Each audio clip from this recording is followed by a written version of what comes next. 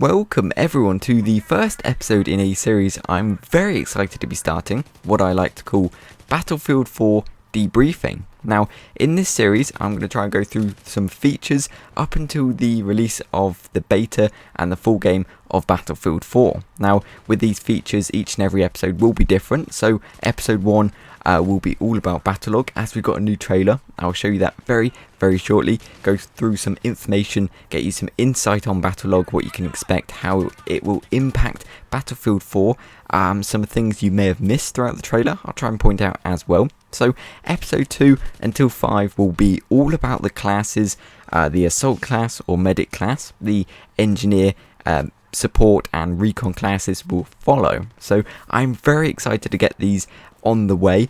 Hope you are too. So I hope you enjoy the trailer. I'll be back in just a second.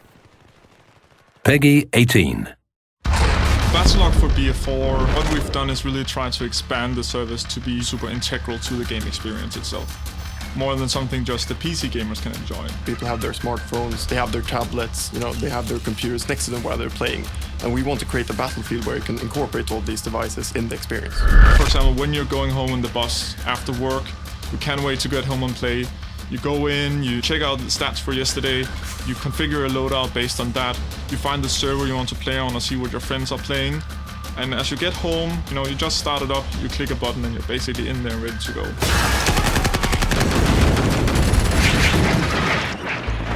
You can actually use these devices and connect them to the game client while you're playing. And you can actually use your tablet as a second screen. And you can use that as a mini-map in-game so you can see what your squad members are doing. And you can set attack points on that tablet, which will reflect in real time back to the game. And maybe you just died, you're waiting a few seconds for the kill screen to disappear. While you do that, you can go to the loadout on the tablet, on the laptop, on the mobile, change new weapons, set it up with new accessories. Once you click that gun and press save, that's going to get instantly reflected to the game. So if you want to play on a new server, for example, you don't need to quit the game first. You can just find a server using the server browser, or maybe just find a friend who's already playing, click a button, and then you will instantly join that server on your console. Another cool feature we're now introducing with Battlelog is something we call missions.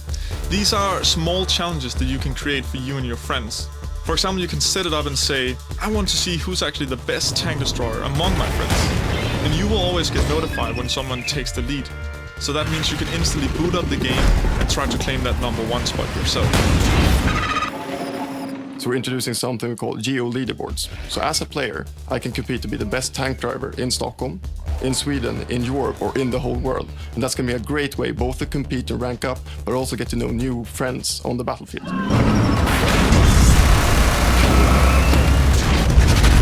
There's no doubt that the new technology with next generation platforms has allowed us to do a lot more. With Battlelog, you'll get a deeper, a richer Battlefield 4 experience.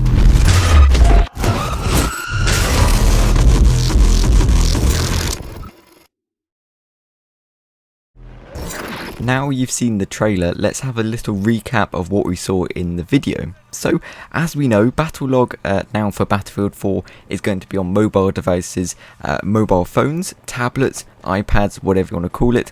It's going to be there so you can access all your stuff, your loadouts, the server browser. You can join games from the tablet or your phone, which is awesome. What I heard in the video, what I found was quite interesting, was if you're on your way home from work, etc., and you go onto your phone, you go onto Battlelog, you choose a game to join, you join it. Obviously you won't join it on your phone because that's impossible, but once you get back to your Xbox One, your PS4 or your PC for example, you press a button, you start up Battlefield 4 and you jump straight into the game. I thought that was really rather awesome. So the other feature with the tablet devices is you can use them as mini-maps, just enlarged mini-maps. So you're playing the game and you can look across to your iPad and you can see the mini-map enlarged. Everything that's going on is there in front of you. I thought that was really awesome and a very nice concept. Now let's talk about leaderboards. First of all, I don't really use leaderboards for whatever game I'm playing, whether or not it's Call of Duty or Battlefield. I don't really find them that much of use, but I did notice this on the video. You can go to the leaderboards and you can select the assault rifles, and you can select a specific assault rifle, whether that be the M416, AEK, whatever it might be, and you can see who's got the most kills, points, whatever it might be. I don't know what they scored in the world, in your friends list. I really thought that was quite cool, how you can specify which gun. It doesn't have to be an assault rifle, SMG, sniper, and you can compare it with your friends, the world, essentially. That's what they're going for.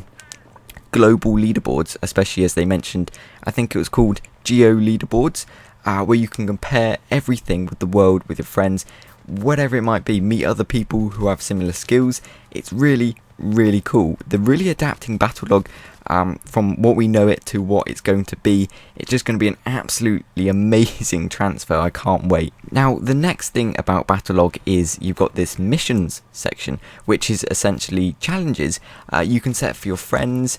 What they specified in the video was who can destroy the most vehicles in a round. Become the best tank destroyer out of your friends.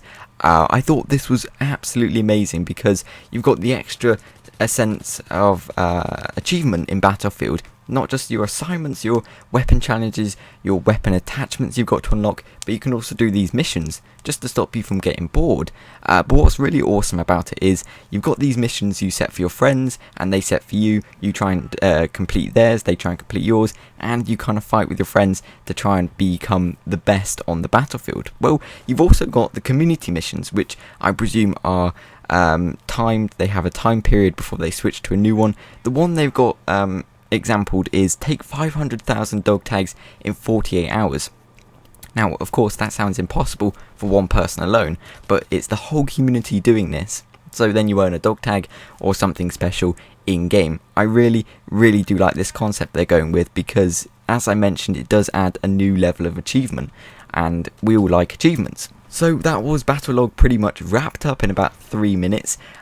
Lastly, I do want to finish with some things you may have missed in the trailer. So I'll show you on screen now. The M14A3, as we know, Battlefield 3 had the all-famous M16A3, which was an absolute beast of a weapon, overpowered. Yes, a lot of people liked it, a lot of people hated it, probably more hate than like, but I do hope this gun isn't the M16 equivalent, because as we know, the M16 isn't making its debut in Battlefield 4, which is lucky.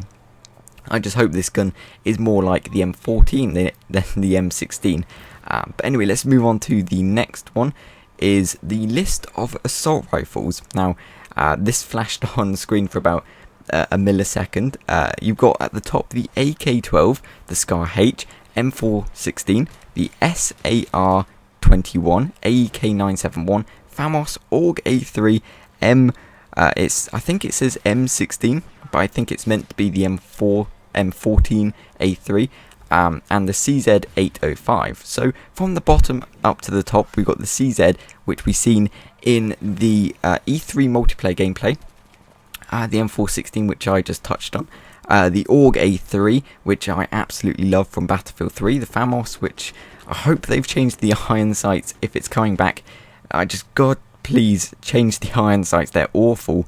Now the AEK, obviously that's returning, we knew about that. The SAR 21. Now, I saw this gun in an earlier screenshot from the video that you watched, and it showed a picture of a shotgun. So whether or not this is a shotgun for the assault class, because they could be putting shotguns as primaries instead of all kit weapons. I don't know, maybe that's a concept they're going with. We'll have to wait and see, I suppose. The M416, obviously, that's a obvious returning favourite.